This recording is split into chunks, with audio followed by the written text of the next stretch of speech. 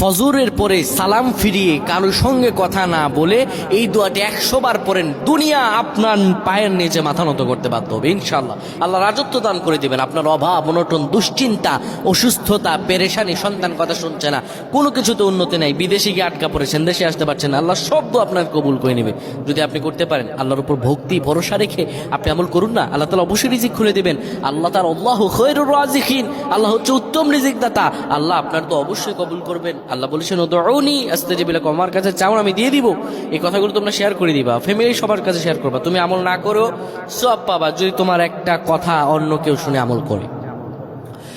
আমার প্রায় ভাইরা, ফজর নামাজের পরে নবীজি কখনো এই আমলটা ছেড়ে দিতেন না।